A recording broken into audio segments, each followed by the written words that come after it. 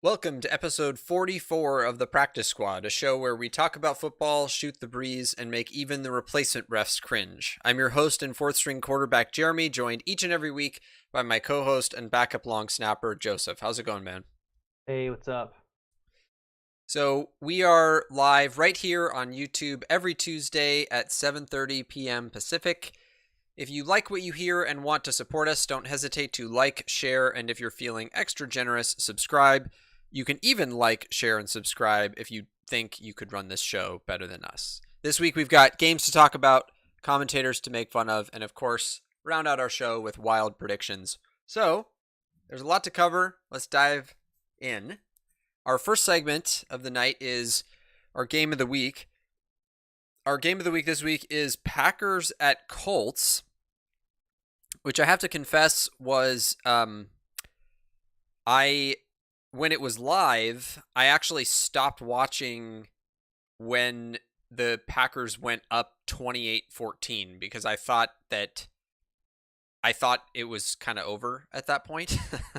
And so then I ended up checking the score later and realized, oh, the Colts won. So um then I went back and rewatched the details later, so that I could talk about it tonight. But the game definitely took some twists and turns. But I think the theme of this game was turnovers.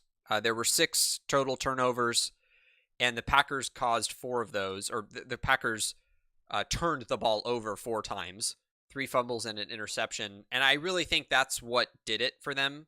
The linchpin was the Scantling fumble on the 30 in overtime that gave the Colts the ball in field goal range, and gave him the win ultimately. But I think if you took away any one of those turnovers, I'm pretty sure any one of them, I think the Packers would have won this game. I think generally they played better, subtracting the turnovers part of it, which I know you can't do, but subtracting that part, I thought that they played better. Rodgers had a pretty good game. I don't have his stats up in front of me at the moment. I'm going to pull them up while we're talking about it, but I thought he had a fairly good game. Yeah, he was. Let's see, looking at week 12 here. So week 11, Rodgers was 27 for 38 for 311 yards, 3 touchdowns, 1 pick, for a 110.7 rating. Was sacked once. So he played pretty well. Rivers also played pretty well. In fact, their stats are almost identical. Rivers was 24 for 36 for 288 yards, 3 touchdowns and an interception, 1 sack for a 107.2 rating. So they really did put up pretty much identical stats. And I think that the Colts run game was just better. They had more than double the yards that Green Bay had, and although only a slightly better average. So it really came down to, I felt like the offenses played pretty equally, and it was just the turnovers that killed the Packers. So yeah, it was there was a play. So Aaron Jones had his rushing touchdown to put the Packers up 14-7, and then on the Colts, the Colts got the ball back, and Rivers threw a pass that was tipped at the line and intercepted by Christian Kirksey. And at that point, I thought the game was the Packers to lose. I felt like they were kind of dominating, and then they drove down. Davante Adams caught the touchdown pass to go up 21-7. And then of course, the Colts kept kind of inching back. The Colts had a drive, the next drive with that Trey Burton, the end zone, the diving catch was pretty good to go 21-14. And so overall, I thought this game was exciting to watch. I like games that have a decent number of turnovers. In general, I like to watch good defensive football. I don't. I know Joseph disagrees with me slightly on this. I tend to like games that are in the 20 to 28 points per team range that are close, where the defense has multiple good plays. I don't like 40-point shootouts. Those are not fun to watch for me. And I thought this game was kind of a perfect balance of that. So Joseph, do you remember the play where there was I'm trying to find it in my notes. There was a pass in the end zone. Yeah, here it is. So Philip Rivers, the Colts were down 28-14. The Colts drove down to the red zone, and Rivers passed on a 3rd and goal, and it was too far outside the back of the end zone, so it wasn't really a catchable ball. But there was a Colts receiver in the area that was kind of like on the line that got sort of pushed out of bounds. Do you remember that play? No. Okay. I thought it was a pretty obvious PI that was missed. He was getting completely mugged in the back of the end zone, and it probably wasn't called because it was not catchable, which I don't think is the rule. But nonetheless, it wasn't called, and so that forced the Colts to kick. So they went from 14 to 17 points, and then it was really there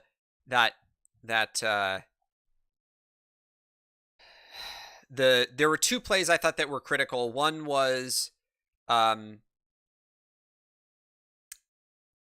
Packers. Well, so the point at which I felt like turned the game in the Colts' favor was the Packers had a drive. I think this was at the beginning of the 4th quarter.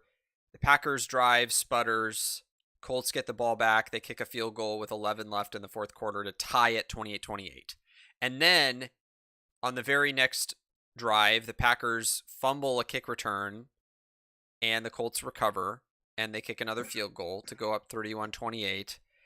And then the Packers gave up a 4th and 4 to the Colts. They converted, and then I think it was the next drive that the Packers actually got the ball back and kicked the field goal to tie to send it to overtime. But it just felt like the Packers defense kind of collapsed a little bit at the end. And did you see the Brady rule pass from Rivers? The incomplete pass that was challenged as a fumble? No. Okay.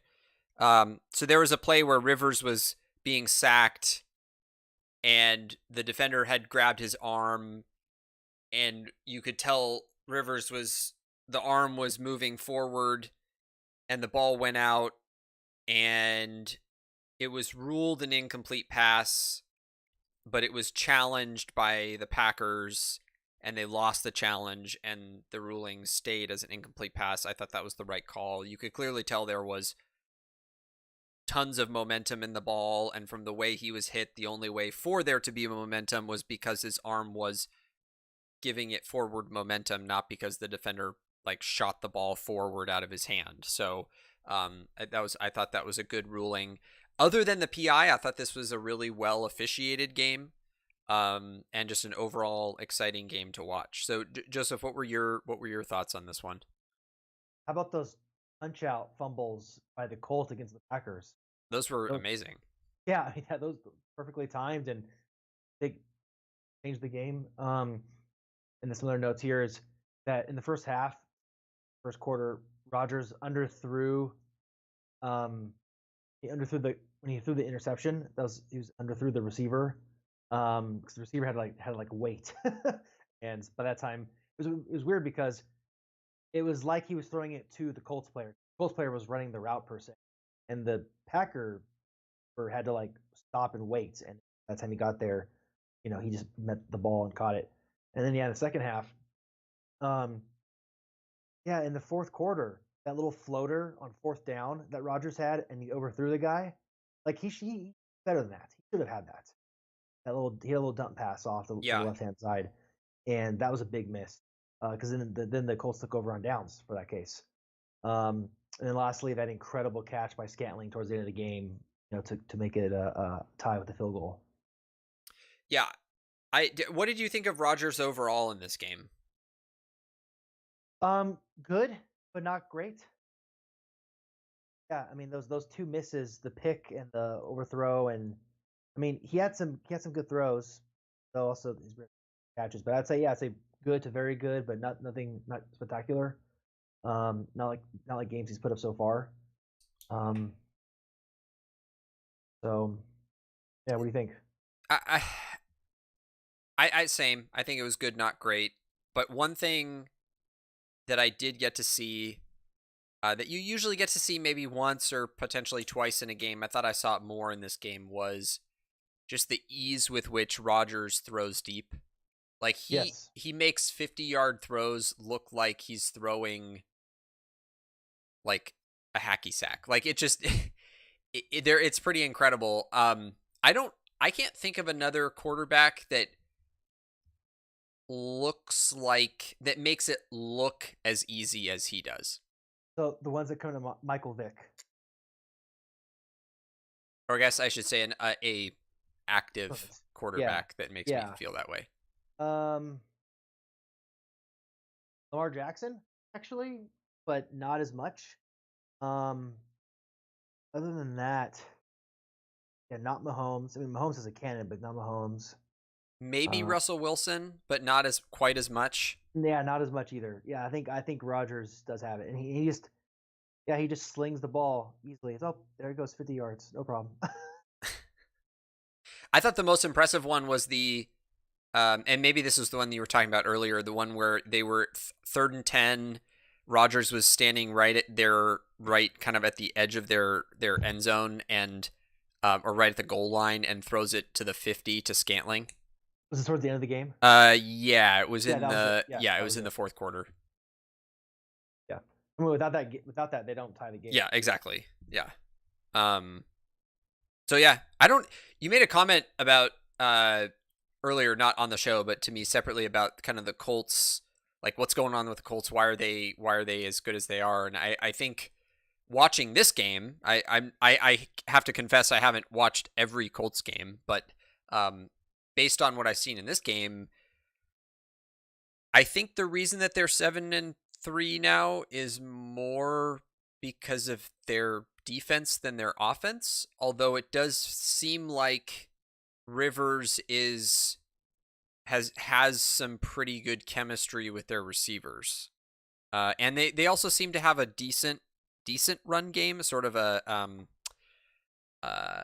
carousel type run game. They don't have one guy that's good or great, but they have a few guys that are above average. So yeah, I think their D line. I didn't remember that they had picked up Justin Houston. That might have been last year that they did that. But they picked up Buckner in the offseason, and they have Darius Leonard, who is the top 3 linebacker in the NFL. So they've got some, and they have some pretty talented guys in the secondary as well. So they've got plenty of talent on that defense. And I think I said this at the beginning of the year. They were my, I forget if they were the sleeper or the I think they were my sleeper team.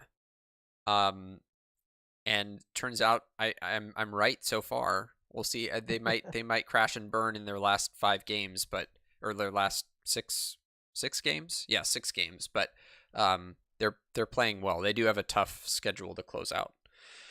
All right, so that's it for our game of the week. A good one. We don't get a good one every week, so I like to talk about it for a little bit longer if we do. So our second segment of the night is our Who Wrecked Face this week, and Joseph's going to start with offense. Yeah, so we have a quarterback this week. Barely snuck in though. Justin Herbert, 37 of 49, 5-ish%, pretty good. 366 yards, 3 touchdowns, and no picks. And then we have a running back, Derrick Henry, 28 for 133. It's a 4.8 average, 1 touchdown. Not incredible. That is pretty good, but just that game-winning touchdown against the Ravens, that was in overtime. That was awesome. and then two receivers, and then a who got wrecked. So Adam Thielen, 8 for 11, 8 receptions for 11 targets, 123 yards, and 2 touchdowns, including an incredible catch against the Cowboys. Did you see that? No, I didn't. Go back, watch watch the, I don't know, 10 to 12 minute highlight game of the Cowboys. But CeeDee Lamb and Adam Thielen each make like a top 5 catch of the year in that game. Okay. It was amazing. And then lastly, Kansas City Chiefs, Travis Kelce, 8 for 10, 127 yards, and a touchdown. All right, who got wrecked? The rookie quarterback for the Jags.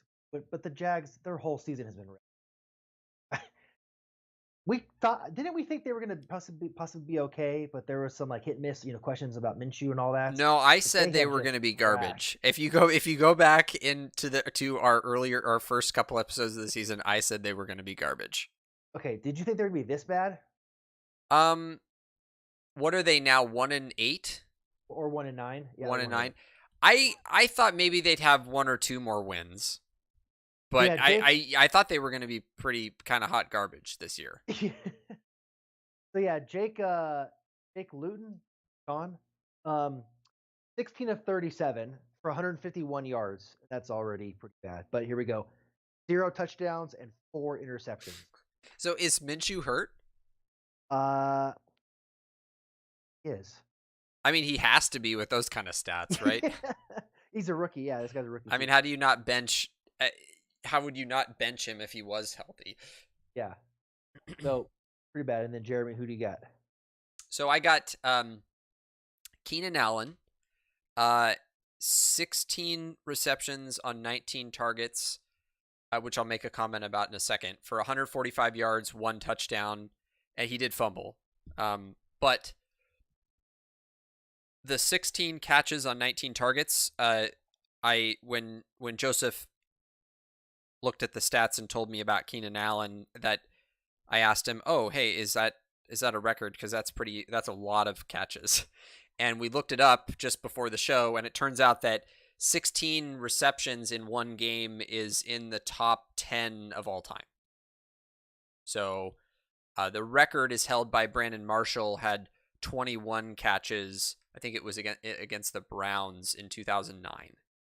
So 16 is a lot of receptions.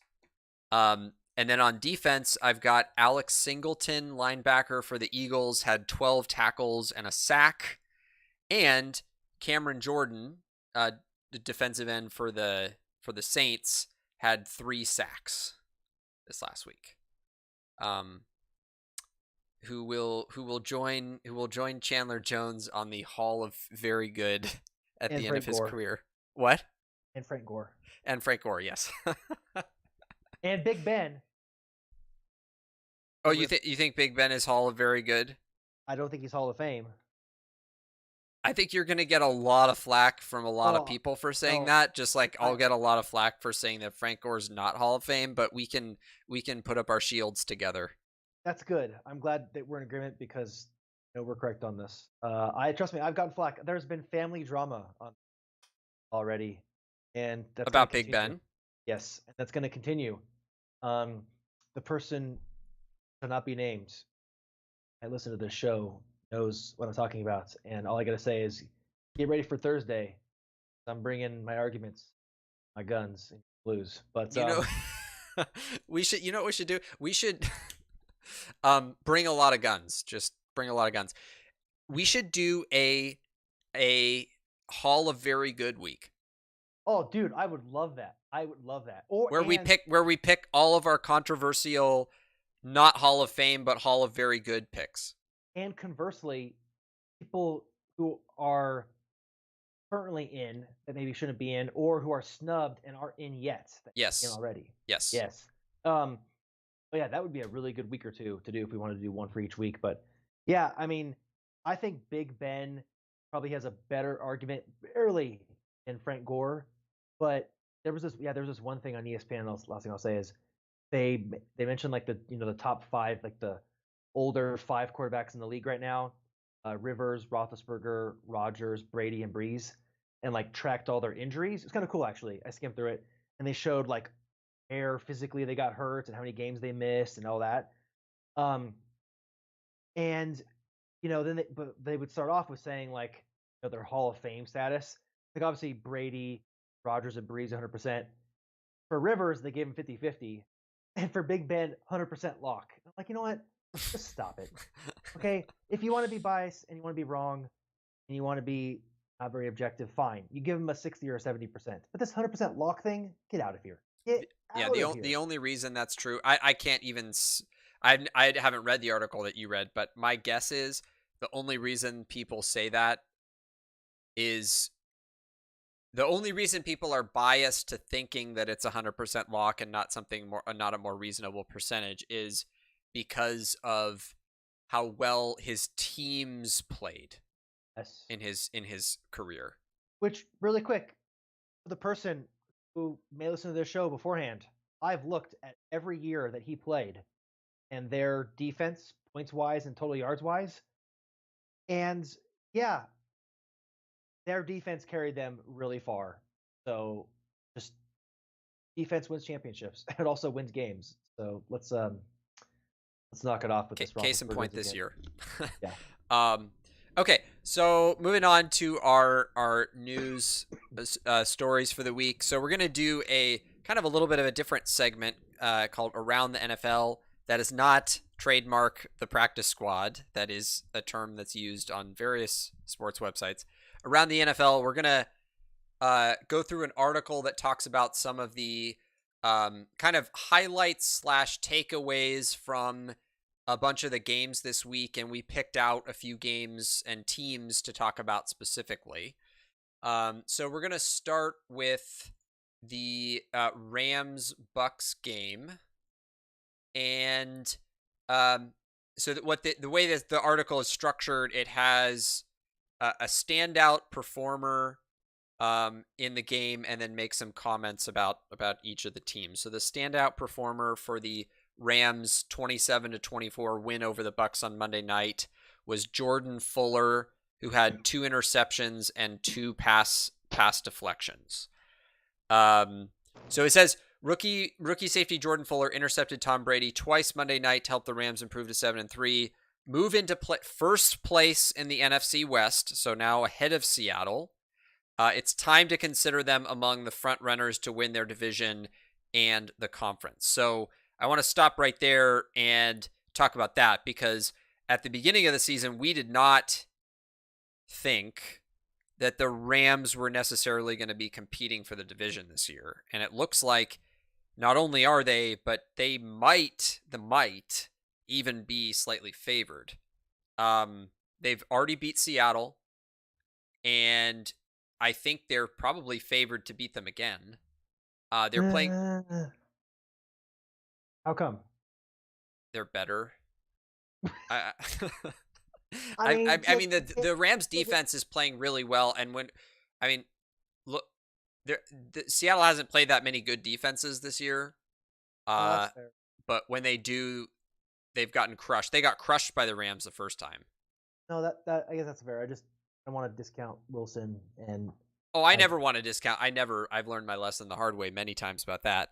I don't think it'll be a blowout necessarily, but I think the Rams have an edge.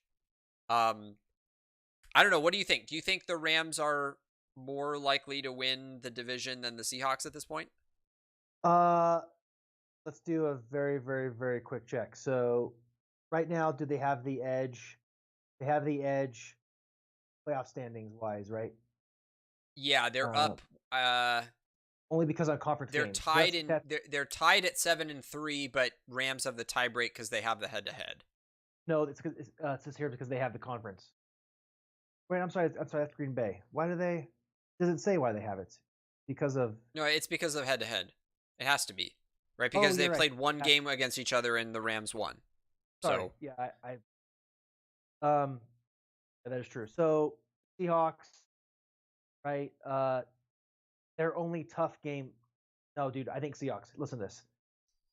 The Seahawks only have one tough game left. It's the Rams. Listen to this. Yeah, the Seahawks play some college teams for the rest of the year. Eagles, Giants, Jets, Redskins, Niners. That's 4 wins. Yeah, that's 4 wins. Minimum, maybe even 5. Rams have Niners, Cardinals, Patriots, Jets, Seahawks, Cardinals. Those Cardinals games. So I disagree. I think the Seahawks have the edge. I think I they think have that an edge by a game, and it all is going to come down to the division games, I think. Because yeah, the non-division games are all easy. the Rams have to sweep the Cardinals. I think shot. Yes. So yeah, and then Um, how about just a really quick? Wait, did that article really say that they have a shot for the bye? I don't think so. No, it said Conference? front runners.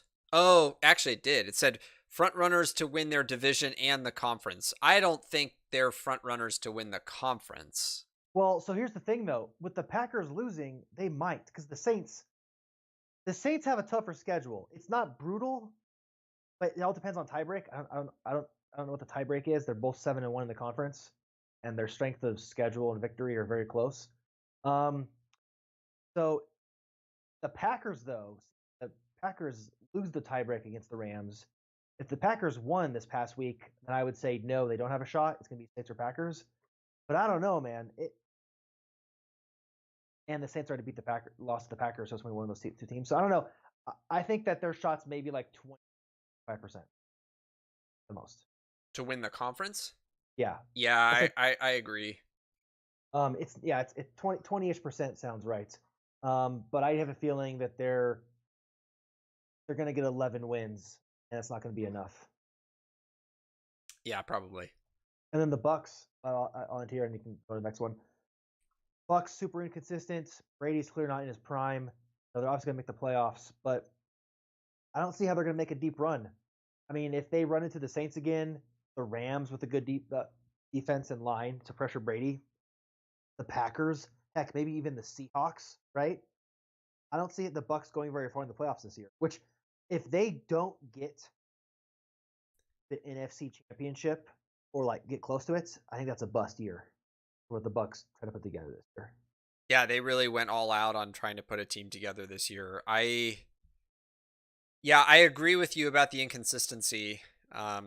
There's a quote from Bruce Arians. He says, "At times we look really, really good, and then there are times when we obviously don't. Everybody's disappointed. We played a game that we just didn't make enough plays to win." Yeah, I think the Bucks are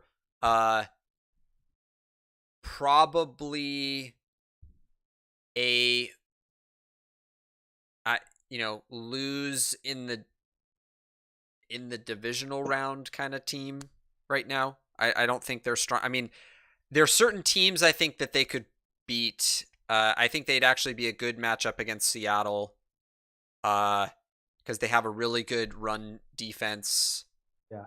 Um, And the Seahawks have a terrible pass defense. right. But then they're a bad matchup against the Saints. They'd be a bad matchup against the Rams, I think. And the Cardinals.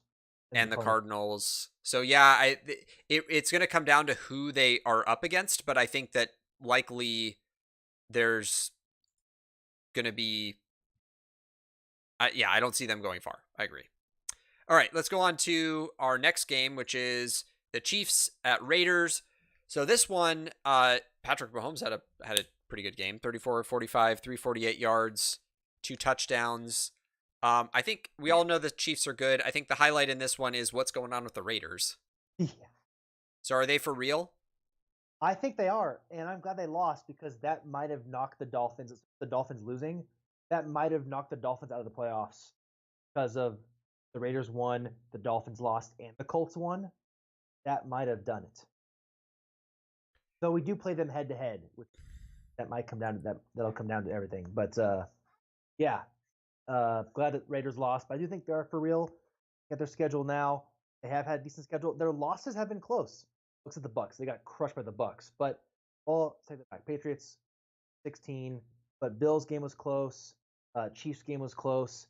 Beat the Chiefs before. They beat the Saints. They beat the Panthers. They beat the Browns and the Chargers. So yeah, 6-4, 7-3.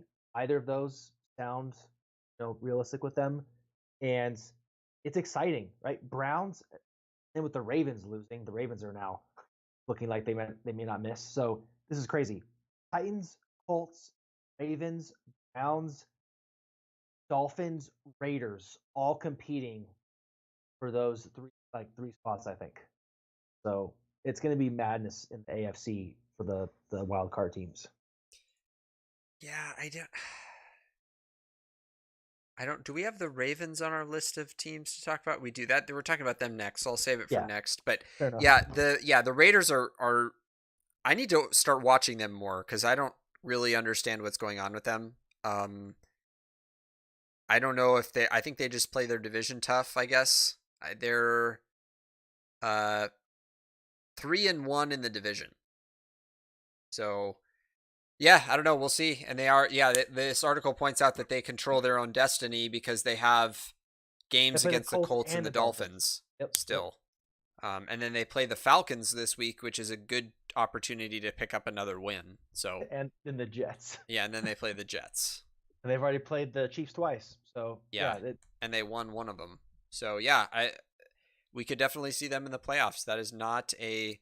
I think a few weeks ago we had the overreactions with them in there. yes. I think it's very realistic that we could see the Raiders in the playoffs. And how about Mahomes is creeping up on? Well, for me anyway, I think maybe this game they did switch with Russell Wilson and Mahomes for MVP because now they're much closer, but Mahomes is much less turnover happy. Um, so this game I think might have been the switch for me to getting MVP because he had some pretty clutch plays towards the end of that game to win. Um, so I know you had him first already, but I think he's now first for me as well because their numbers in totals have gotten closer, and he's been clutch, and he turns the ball much less over. So Yeah, I agree. I think he is. I think he is first. and they're going to be able to. I think they're going to be able to sit him out um, the last game or two. I don't think the Chiefs will need to. Uh, You think they'll be locked in second seed? yeah. Well, I'm sorry. I'm sorry. I forget about the Steelers. Everybody does because they're just sitting over in a corner winning football games and nobody's talking about them. Um, no, take back what I said. They're gonna fight for it. I for some reason. Well, if it's Uh, objectively out of reach, no. I agree with you. I was thinking about it though from the other side. I was thinking about it from the sense of they're gonna get the number 1 seed, but I think I'm wrong on that. And if the Steelers beat the Ravens, it's pretty much over because the Steelers have their schedules are somewhat balanced remaining. Steelers might have a slightly easier schedule, and they already have the game up. So, but yeah, I think that if it's locked up by week 15, then they should sit Mahomes for week 16 if they can't get the 1 seed. yeah, I don't see why they wouldn't. So, Okay, what you got? all right. So move on to Titans Ravens. Titans beat the Ravens 30-24. Um, I'm sure I can just hear all of the Ravens fans and announcers talking about how this was a revenge tour game and then they lose.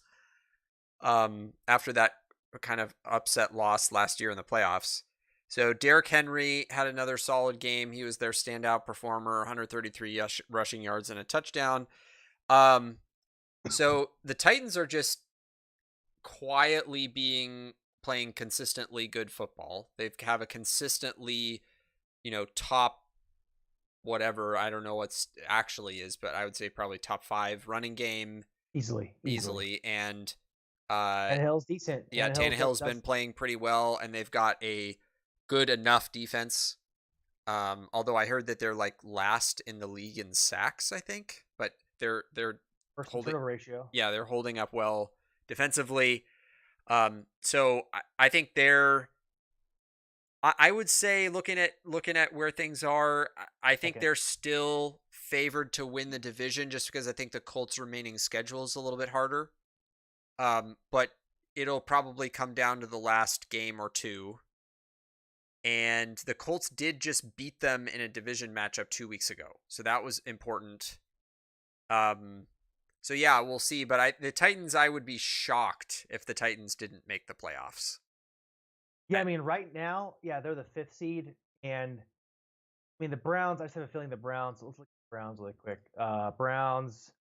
I mean, Titans, Ravens, Steelers.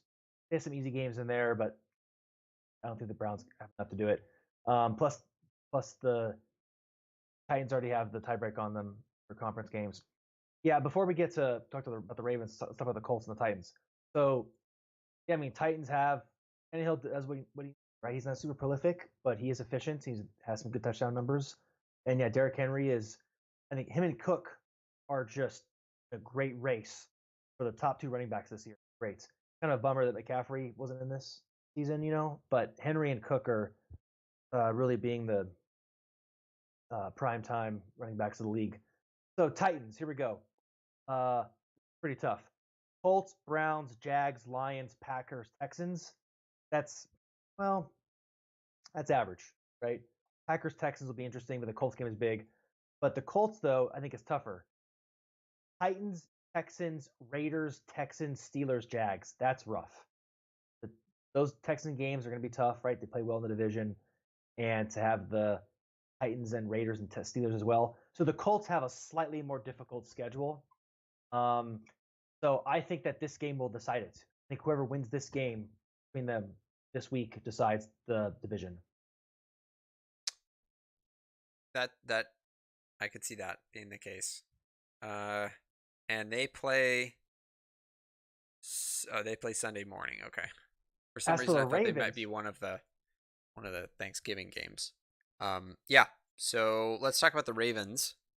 For them, 6-4, right? Right now they're the 8th seed because the Raiders have a better conference record. I mean, they have just. I don't know if choke is the right word. They definitely underperformed. I mean, Jackson. We'll talk more about Jackson. Tricky picks. So let's save comments about him because he'll show up there. But yeah, they're obviously it's hard. How do you go from like having the greatest rush performance for a team all time, right? You're obviously going to go down from that.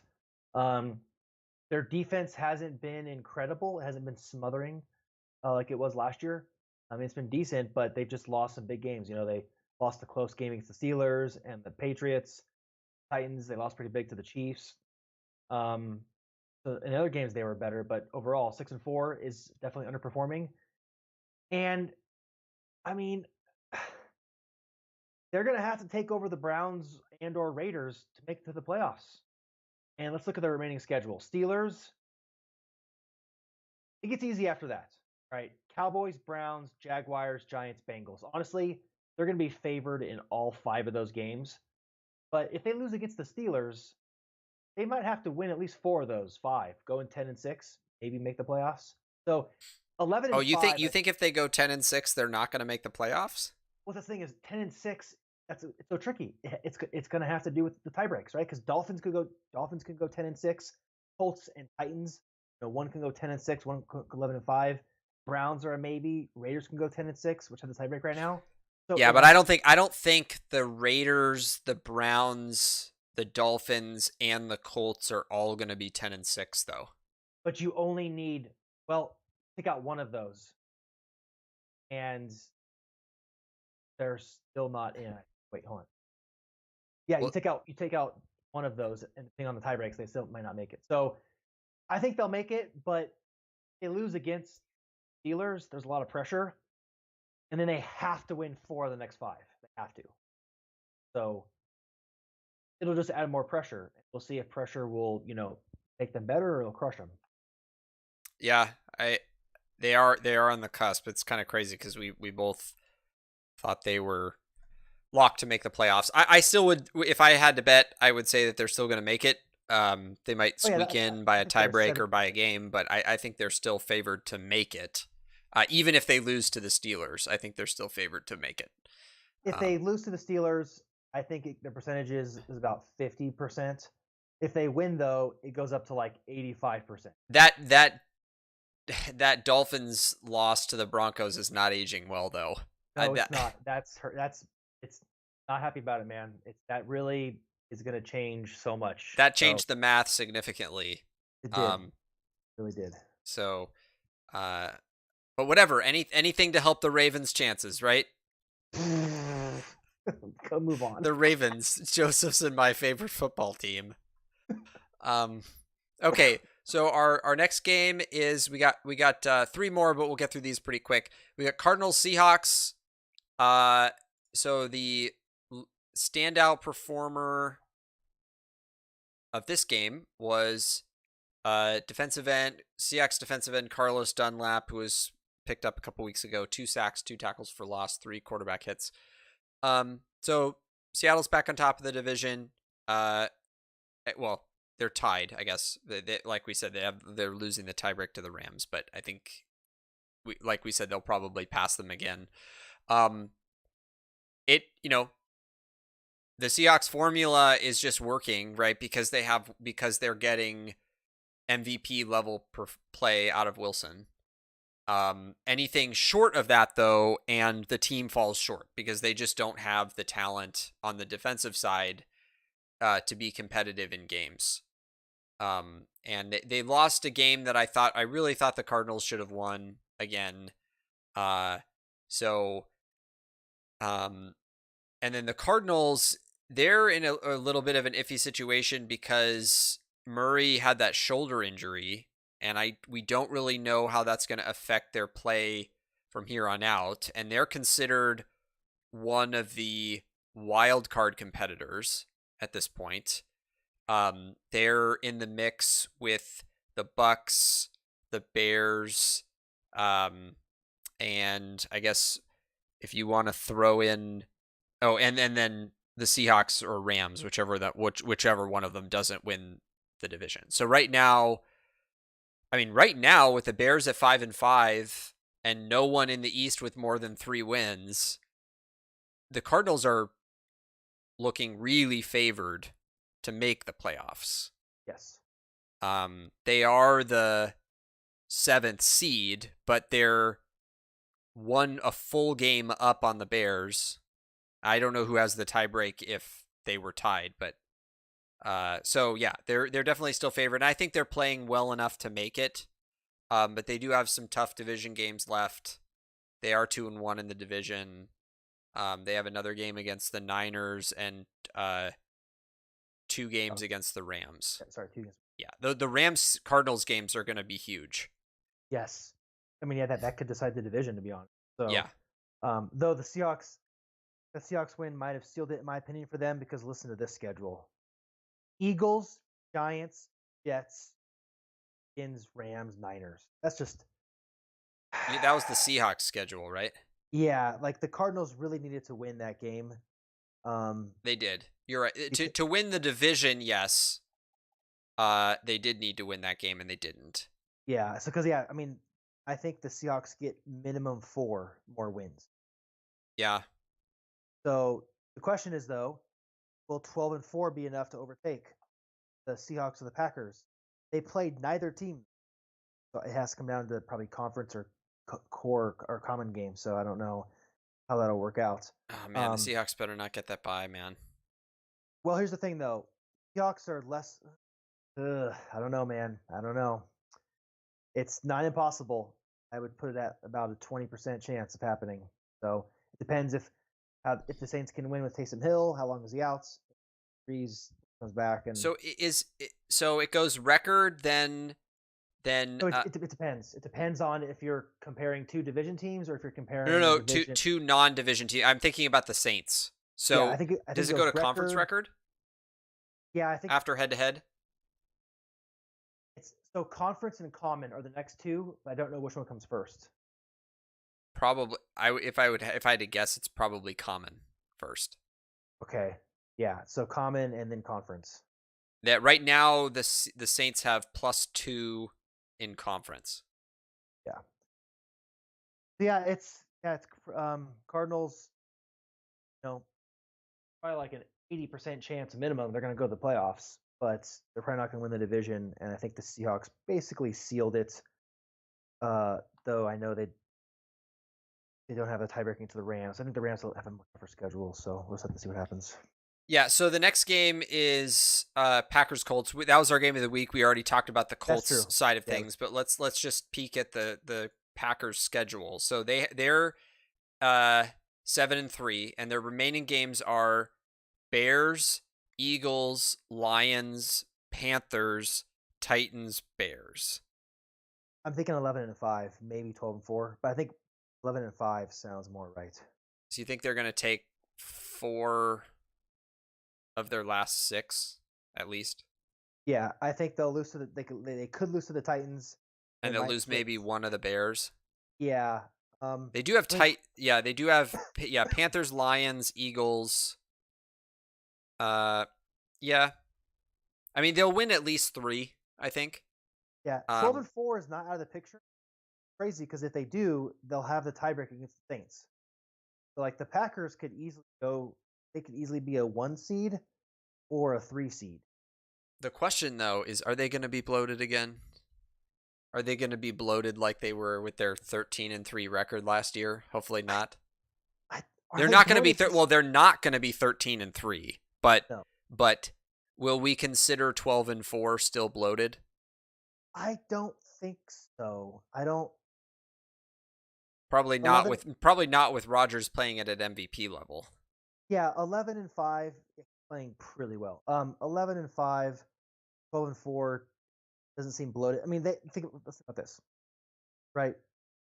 A close Colts loss, epic game. A close Vikings loss, where I think the Vikings had to show up big time. Other than that, they got blown out by the Buccaneers. Like, they've beaten several other teams pretty well. So having one bad game doesn't that. So yeah, I don't think they'd be blown. Yeah, fair enough. All right, and then our last game is Cowboys Vikings, which was the dagger in my eliminator challenge. I picked the Vikings, and the Cowboys decided to have these crazy touchdown passes, and won their game by a field goal, I think.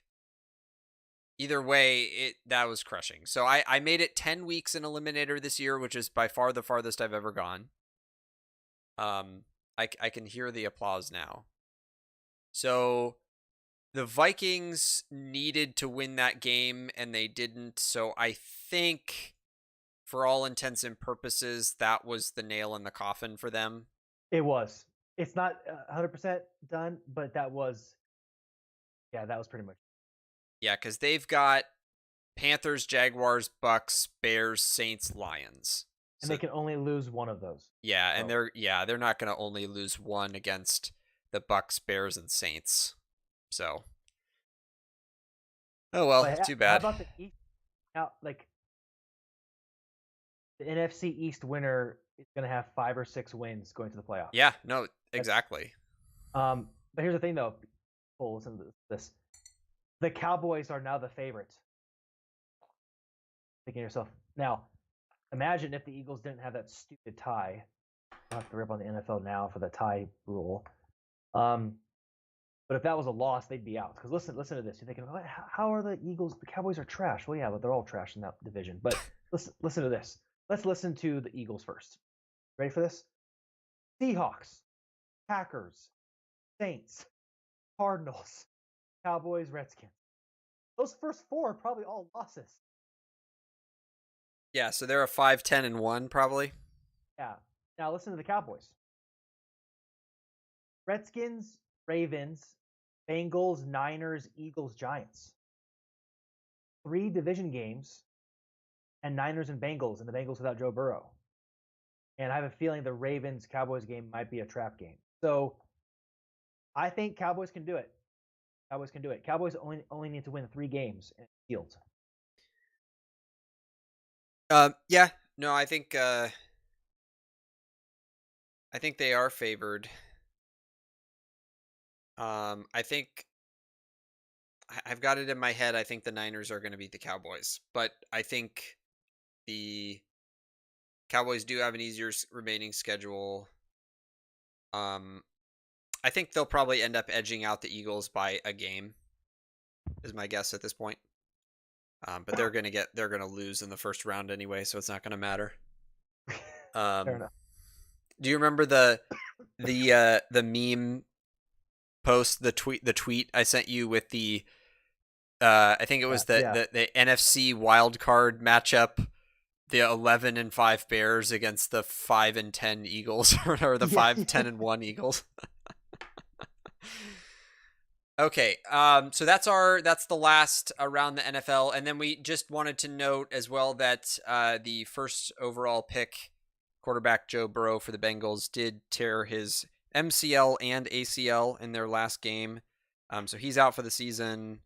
And what a blow for a team that's looking for some kind of hope to have and something to watch each week And he is was the having a biggest good thing. rookie season. Yeah, Having a he good. was putting up a pretty good rookie season. They were still, they're still not doing well in the win column, but they were competitive, and he was playing pretty well. And then now you lose him. So with an ACL in late November, he might be at risk to miss some time next year. It all depends on how fast these guys heal, and the timetables are different. But I've seen when guys get hurt this late, sometimes they do miss the first couple of games. So hopefully not, but we'll see. And just prayers out to him and his family, and I hope that he can be the force that turns that team around. Yeah, I mean they've had really quick here. They've had 1, 2, 3, 4 losses in 5 points. Like each game was within 5 points. Yeah, no, they've been way more competitive this year than they were last year. All right, so our next segment is commentators say the darndest things, and we do not have any darndest things this week per se, but there was one play from the Packers Colts game that comment was made that was funny to me, and that was, do you remember the play where they brought out the Colts brought out Jacoby Brissett to sneak Yes. on the Yeah. 4th and 1? So he sneaks on the 4th and 1, and typically on sneak plays you get like 1, maybe 2 yards. Wait, was it the sneak or was it the one where he ran out to the left? He ran out of bounds to the left. No, it was the sneak. It was Okay, 4th and I 1. missed He sneaks. Usually you get 1, maybe 2 yards on those plays if you're O line, if the center can push forward well, and instead he like just keeps going, and it's like, okay, there's no whistle, and it was almost like everybody on the field in their head thought that a whistle had blown, but was still playing the play anyway, because he was just churning and churning and churning and churning, and gets 5 yards on this sneak play. And then Troy Aikman said, "That's the best quarterback sneak I've ever seen." I have to agree with you, Troy. That is also the best quarterback sneak that I have ever seen as well. Okay, our final segment of the night is our predictions. So for tricky picks last week, I was 2-1. Joseph was 1-2. So I'm up 18-14 to 17-15 with 2 what we're calling ties, which will be legally disputed at the end of the season when we iron things out. Joseph, what are our tricky picks for this week? All right. So we have a Thanksgiving special. Ooh. All of these, and there's will the Steelers win? Yes. Okay. Moving on. I actually did only doing one. So we're gonna have, and these are straight up points, right? So there's like 7 or 8 of these. They're just straight up points. So there's a lot of points at stake here. Will Ben Roethlisberger earn his place in the Hall of Fame this week? No. No. Moving on. All right, here we go. So I'm doing it 2 different ways. I'm gonna do one per game, and then like an overall, like comparing the teams to each other that are playing on Thanksgiving. All right, so here we go. Texans Lions. Will either running back at least 90 rushing yards? So far, between David Johnson and Adrian Peterson, they each have only done it once so far. So it's will either running back hit or exceed 90 yards? No. Redskins Cowboys. Will there be more total passing touchdowns?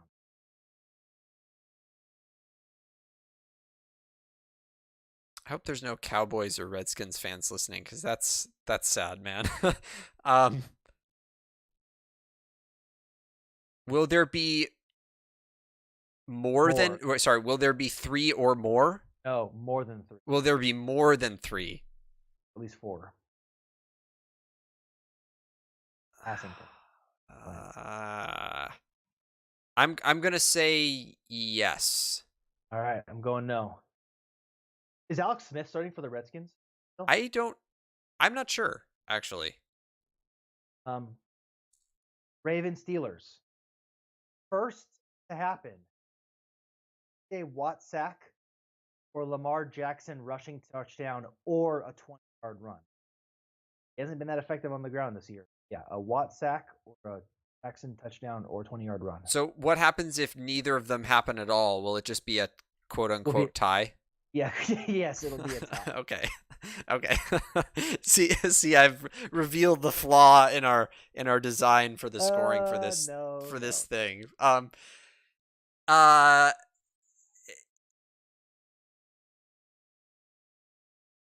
TJ Watt sack or a Jackson rushing touchdown or a 20-yard run.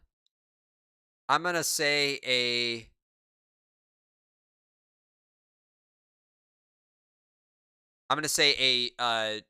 the second one, the Jackson rushing touchdown or 20-yard run. Same here. Who will score more points, the Lions or the Redskins? The Lions. Okay, I went Redskins. I mean, they both played pretty bad this last week. Who will have more passing yards, Deshaun Watson or Big Ben? Deshaun Watson. Same. Who will have more receiving yards, CeeDee Lamb or Chase Claypool, a.k.a. Mapletron? CeeDee Lamb. All right, I went Claypool. And then lastly, and this one's, we'll give the thing first, answer it, then I'll give you the context about what I want to say about Jackson. Okay. Will Lamar Jackson have 3 or more total touchdowns? Here's the stats so far. Last year, he did it like 9 times. This year, he has never had more than 3 total touchdowns this year. And he's only done 3 twice so far. Will he hit 3 or more total touchdowns? 3 or more is tough, because if you had said more than 3, I would have definitely said no. Yes. But I did that. Yeah. It's like we're playing oh heck. Yeah. You can't say 3. For our fans, oh heck. It is. Played it dozens is. and dozens of hours. I'm gonna say he will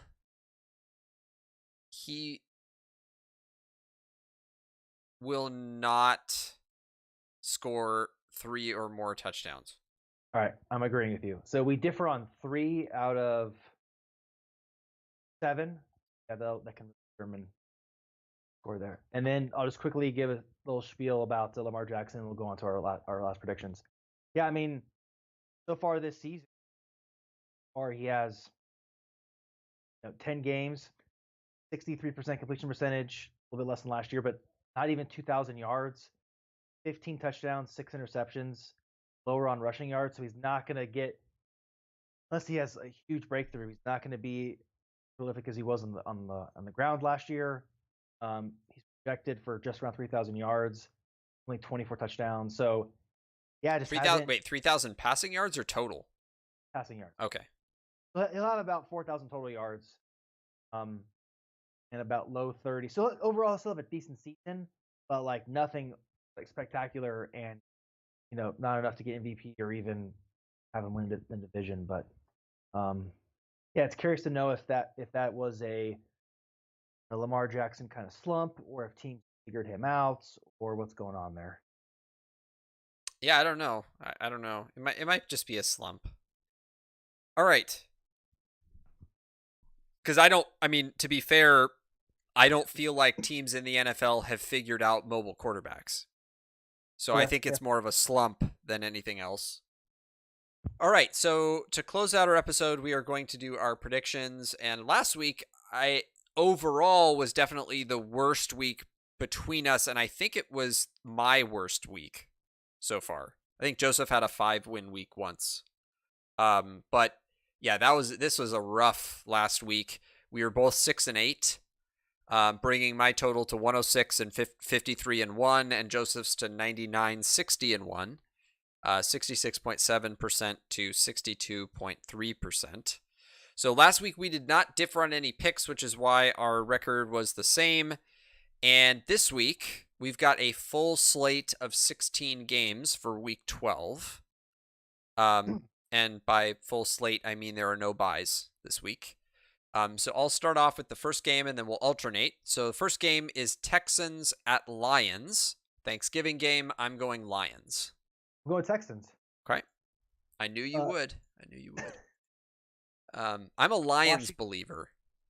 You know, I was because they were my sleeper, but I'm going Texans. All right. Which is funny because I also think the Texans were my flop, but all right. So logic prevails in every case.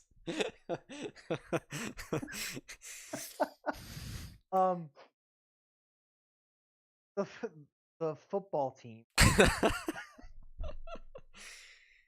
against the Cowboys. Why is the force of the NFC playing? I know the Cowboys and Lions always. Anyway, sorry. Washington versus the Cowboys. Going Cowboys. Same. But I am going to cut away from, or actually, well, my joke was going to be that I'm going to cut away from Ravens and Steelers to watch football team at Cowboys, but you can't do that because they don't overlap. But if they did, I would cut away just to watch the Redskins not score points. Okay, so next game is Ravens at Steelers. I'm going Steelers. Same. By the way, random thing. There's two bye teams. 2 bye teams next week, like the following week. Oh, there are? That must be a COVID thing. Then. Yeah. So just. It was when the Titans decided to spread COVID to every team in the NFL. I think that screwed up the schedule a little bit. All right. Sorry. Did you say the game? No, it's your game 4. Yeah. Raiders, Falcons. Going Raiders. Same. Chargers, Bills. I'm going Bills. Same. Giants, Cincinnati, Giants. Let me get Burrows out. Same. Exact same reason. Titans at Colts. This is a tough one, but I'm going Colts. It's really tough. But I'm going Titans. Okay. All right. Turn is it? Yours. Carolina Vikings. I think the Vikings. Yeah, I'm going Vikings. Cousins is playing better. Cook is playing really well. I mean, Teddy Bridgewater is not even going to make 25 touchdowns, let alone 50. So. Wait, did that article say 50 earlier on? I'm sorry. It's for the 5,000 passing yards, right? And 40, but it said 40 touchdowns. 40? Oh, come on. I mean, I would have believed the 5,000 way before I believed the 40 touchdowns. Come on. All right, I'm also going Vikings. Cardinals at Patriots. Cardinals. Same. Dolphins at Jets. Dolphins. Oh, dude, you got to pick the Jets to win their first game of the season. I'm going Dolphins. I juked you there. Your turn. Wait, didn't I say Dolphins at Jets? I know, but your turn to pick the next game. I did Carolina. And then wait, Carolina, and then I did Cardinals at... Oh, yeah, that's right. You're right. Browns at Jaguars. I'm going Browns. I'm going blah. I'm not watching this game. I'm only picking 15 games this week. Yeah, I'm going Browns. Same. I just said that, actually. It's okay. We're organized for this segment. We're on track here. Saints, Broncos, Saints. Same. Niners, Rams. Same, but I want to know, are the Niners going to be healthy? Is Jimmy G and Kittle and all those guys healthy? Jimmy's not, and Kittle's not, but we are getting 2 of our key running backs back. Okay. And maybe Sherman? Okay. So, yeah, it's not totally clear who we're getting back this week, but I regardless, I don't think with Nick Mullins at the helm, it's not going to be enough anyway. Yeah. Chiefs, Bucks. Chiefs. Same. Bears, Packers. I'm going. I think this one might be a trap game for the Packers, but I'm going to go Packers. And then Eagles, Seahawks. Going Seahawks. Same. Okay, so we Cool. only differ on 2 this week. Those were Texans, Lions, Titans, Colts. Okay, which those are. All right, man. Just remember, you're 7 games behind me, and we're going into week 12, and we're only 2 different. So you need to stop this cheating thing where you pick your pick right after me. Or you need to be smarter or something. Yeah, I mean, yeah, right. I mean, either I get 2, you get 2, or stay the same. I mean, last year with like 3 weeks left, I think I was down 10. 3 or 4 weeks left, I was down 10, and I came back with that. Was it really 10? I don't think it was that much, dude. Yeah, I am 90% sure I was down 10 with 3 or 4 weeks left to go. And I think okay, we're going to have to consult our librarian on this. Well, because I had like 3 12-win weeks, a 4-week period. It was amazing. Yeah, I have a feeling we're going to split these, which is not going to be good. 7 games with 4 weeks left or 5 weeks left. After that, that's. Well, apparently you did it last year, so why can't you do it again? So yeah, I'm hoping to pick both of these up. We'll see. So, all right, well, I'm hoping you're not, so let's move on.